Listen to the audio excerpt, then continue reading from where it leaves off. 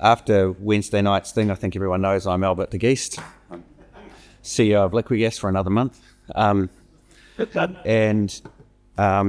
do want to, so this session's about LPG and what its role in an emergency will be, and talking about the resilience of LPG.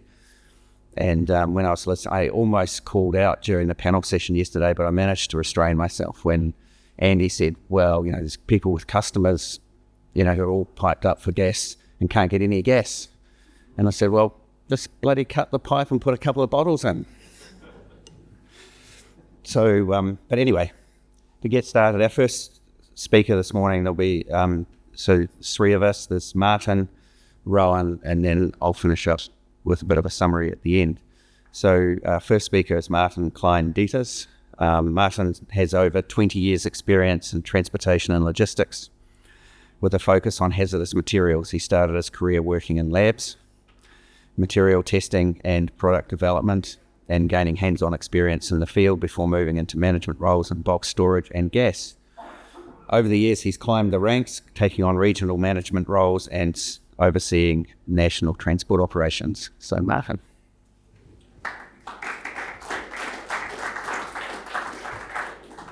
It's amazing what ChatGTP can do for you in a bio, so it was good. Was eyeing up the trolley there. I thought it still there. It might fit in the back of my ute. I'll be having a look at that one. So first presentation today. There's a quick fire presentations on sort of LPG resilience within our business. So yesterday the forum sort of talked about the national sort of stuff and the international role of it. So sort of focus of this is sort of getting down to the nuts and bolts and what our business does, on the day-to-day, face-to-face things with our customers. So where it really sort of shines is in disasters. So Gabrielle coming through a couple of years ago is just sort of ingrained in the New Zealand psyche.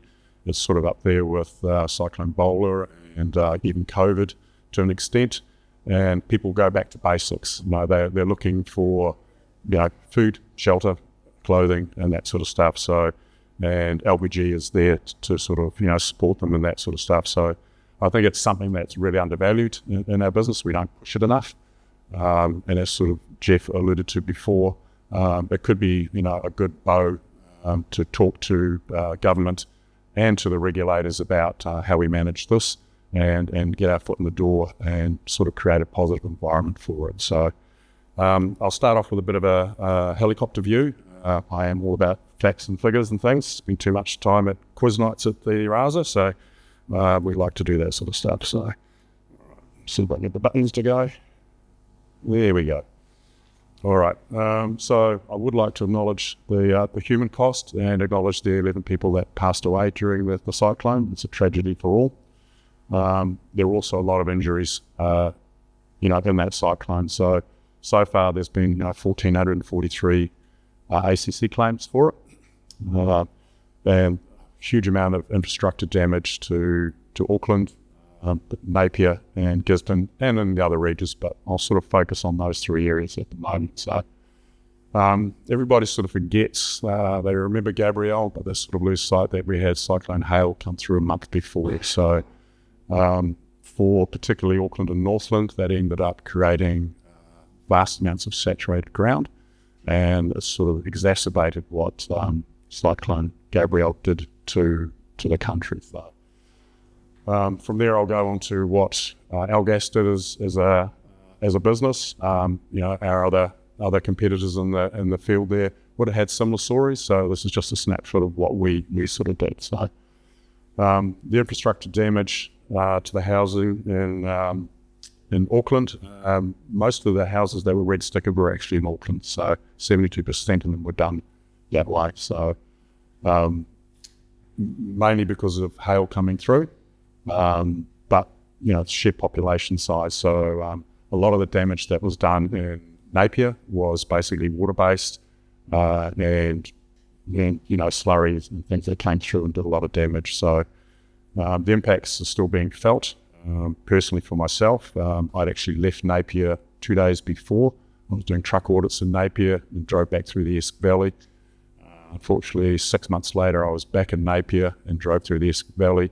And yeah, the sites were not good. So it looked like giant claws had basically taken the landscape to pieces. So, pretty major damage there. So the reason I had to go back to Napier is I was investigating one of our trucks that had an accident, and that was indirectly related to having to change the routes of our trucks, the damage done to roads and things like that as well. So that was identified as one of the root causes. So and it still has ongoing impacts, especially around the Napier area as well. So I came back from Napier and they ended up at home. And from a personal point of view, everybody that was around at that time would have had similar stories. With the event, I ended up being trapped in my house for 2 days, lost water for 2 days, and we had no power for 10 days. Fortunately, the power pole of my house got hit by lightning and blew up my underground power cable. So thankfully, I had some very helpful neighbours that could run a line across to keep at least the fridge going. But the only thing that was actually working, believe it or not, was the retic gas. So nobody will deliver to our side because it was too steep even for those trolleys. So so that and we were quite content with that. Heat and being able to cook was probably one of the primary things that we were looking for at the time. So Auckland had some 2,000 slips around the corner from where I live. That road's been out for over a year and they're still repairing it. So there was some 1,200 of roads around Hawke's Bay that were damaged, bridges out.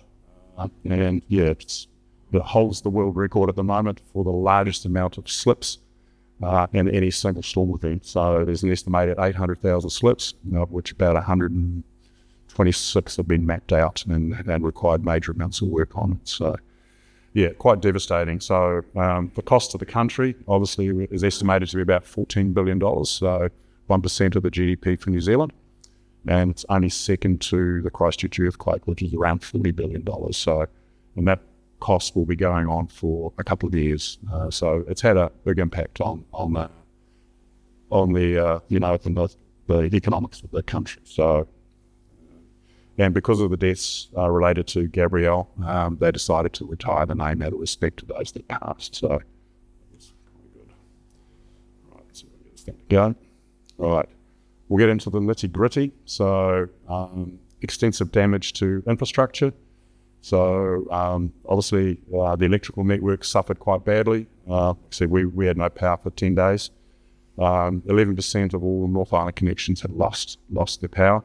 So there was an estimated 240,000 people that were without power for various lengths of time. So Auckland lost a lot of its portable water capacity as well, so there were large chunks without water, and that has an environmental and social impact on people as well. So, and of course, to go without saying, there was pumping problems with our sewage works as well. So, and that obviously creates disease to do that. There are many boil notices put in place, but if you've got nothing to cook with, you're not going to be able to boil your water either. So, it was pretty devastating. So. The reports when I was doing the research for this actually showed in the Napier area that the retic gas system actually held out the best. So other than having to survey and just doing some routine maintenance, that infrastructure remained pretty much intact, probably because a lot of it was underground. See the substation there, obviously the electrical works were down for quite a while, and impact. Right, what we did as a business. So, it's not a plug for Elgas, but it's just an example of a story that many of us shared. So this is our Napier branch. It fortunately wasn't impacted too much by flooding. So we have one filler there and 4 drivers based out of there, a small bobtail that we ran out of there as well. We ended up losing power for 2 days, but our neighbour across the road, Fulton Hogan, supplied us with a generator. We swapped them for some gas.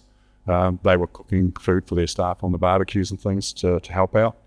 The community spirit that sort of comes out in these sort of events is key to it, and being able to provide the infrastructure to support that, I think, is key as well. So so we ended up somehow we ended up on the civil defence radio that the branch was open. 4 of our 5 employees managed to get to work. Our sister company, BOC, unfortunately, none of their staff ended up being able to come to work. So we ended up sort of looking after supplying medical oxygen to some of those people as well, because, people have those needs and you can't deprive them of it. So when the call went out on the radio that we were opening and functioning, we ended up having about 100 people turn up over 3 days. Most of them pensioners, looking to basically heat, cook, dry out their homes and things. So we ended up getting our fleet back on the road for limited deliveries about 3 days later. Obviously, with all the damage to the roads, it took a little while to get back to full strength. In fact, there are some places we still struggle to get into at the moment. So the Napier branch delivers up to Wairau, up to Gisborne as well. And Gisborne was the most difficult place to get into, which I'll go in a little bit later. So, like I said, we still don't know how Civil Defence managed to, know that we're up and functioning. I think it's sort of a gap in our business that we need to look at. We need to engage with Civil Defence and have some plans put in place to talk to them better as an industry. So there's some learnings a little bit later on what we were planning to have a look at and do. But I think maybe the Gas Forum and doing it collectively, I think will have a way better impact on what we do as a business. There we go. So didn't get the flashiest picture for your truck there, Daryl, but $50 only gets you so much, mate. No, so thankfully our tanks were filled about a day before the storm hit. So when we had plenty of stock in our yard as well. So Eulenbergs came down to restock. They needed a bit of escorting through, obviously, the damaged roads. They were controlling traffic coming in and out of the area as well. Our Silverstream branch ended up supplying 500 cylinders, 9 kg barbecue bottles up to the Napier District Council, and they were redistributed out to the Esk Valley and to Dartmoor just to help with people out there. So, as businesses, you end up with a social responsibility where you need to help out where you can. So, which I'll talk to a little bit later regarding the regulators and some of the regulations around the controls for storage and things like that as well, which I've got some information on the last few days. So, Civil Defence ended up turning up. They had a big generator that they plugged in, whacked in, and we were hunky-dory until main power was supplied again a couple of days later. So, we estimate we lost around about 100 cylinders. So, yesterday we heard that they sort of float. They don't fare too well when they're in a bit of a slurry with forestry / mud, rocks and that. We're still getting them back today. A lot of our 222s, our 500 litre jobs, we ended up being buried in silt and ended up having to dig out. So we're still getting them back and still having to condemn them as they're coming through. So, our Napier boys were very supportive and were busy, supplying all our customers. There was no cell network for a couple of days, so they took it off their own bat to basically manage their own deliveries with the information that they had based on their old runs and things. So we struggled with getting up to Gisborne, obviously, and trying to get communication there took us a little while to do. So our Tipoi branch ended up jumping in for that because there was no way we could get up the coast. We ended up having to stock up Tipoi to come down and do Gisborne. So we ended up sort of talking to BOC about using the yard because we basically deliver up there. We have no sort of storage facility up there. There's a bit of a drop-off depot and that they could collect and manage and sort of go to as well. So we also donated some bottles to a pop-up army barracks that was there that was coordinating some of the civil defence work so that, those guys could heat and cook and keep themselves going as well. Resilience. So this has sort of been the theme of a lot of what the conference is. So when you look at some of the things that people are wanting after an event, it's basically, shelter, food, heat, medical, and if you're a millennial, probably your cell phone connection. But people want the basics in time of crisis, and stored gas, no matter what it looks like, biomethane, R&D, RDM, however it looks, whatever bottle we supply is a good option, to look at. So I don't think we promote it enough. It's something we need to look at. So electricity, you can have independent electricity supply with generators and things like that, but it doesn't look that good when it's half a metre in water, is saturated, and you really can't do much with it. So stored batteries have the same sort of problem. You can actually run your houses. Some of the new electric cars, you can actually revert back, connect to your house and power your house from. So if your house isn't too badly damaged, you can at least keep going for a while. Stored electrical supply is relatively limited compared to your battery supply. So water infrastructure, obviously there's a lot of water around in a storm, but most of it's undrinkable and unusable.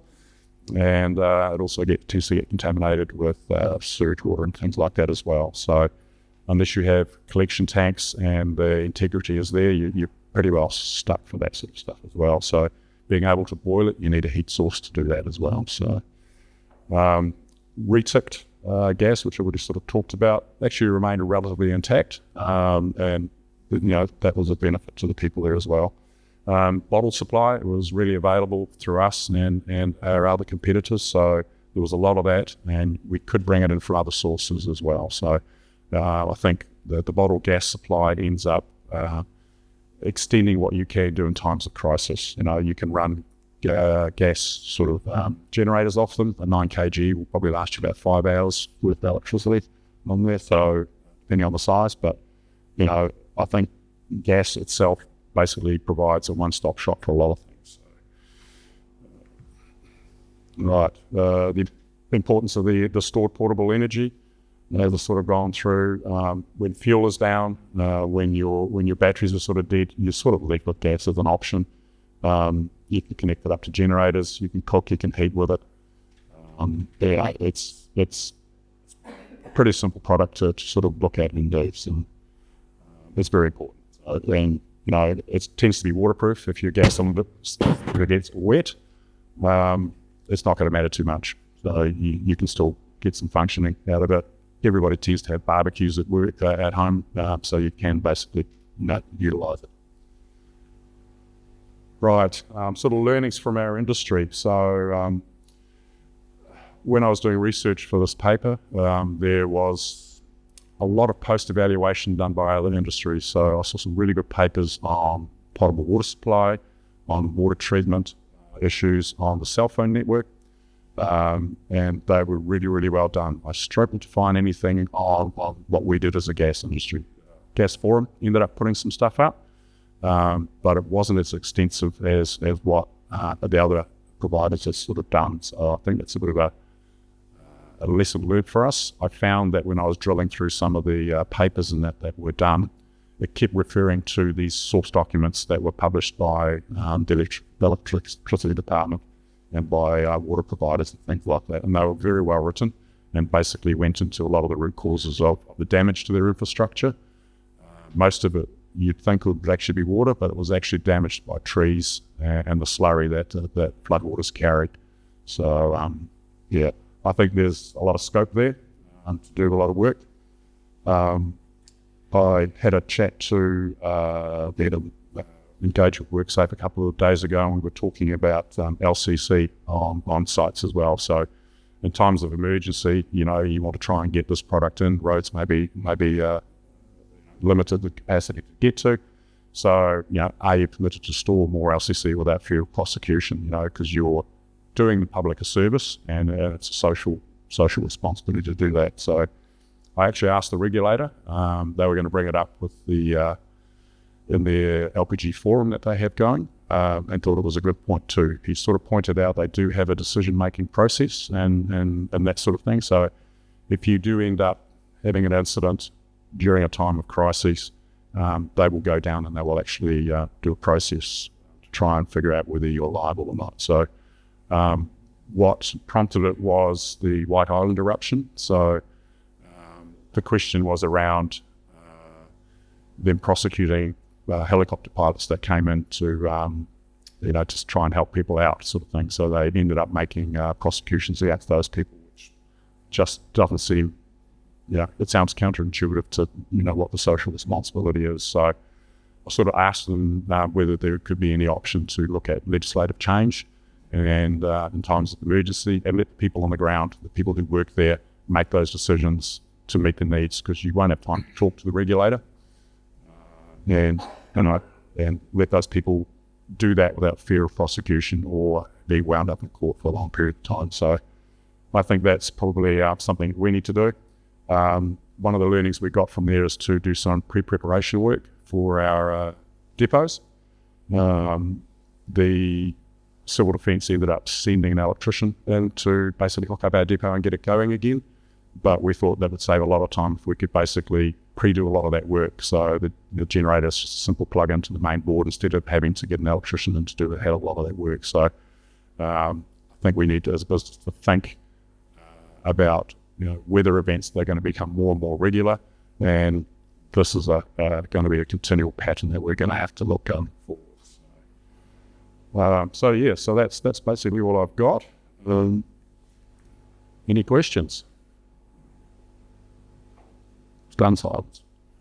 Awesome. Thank you very much.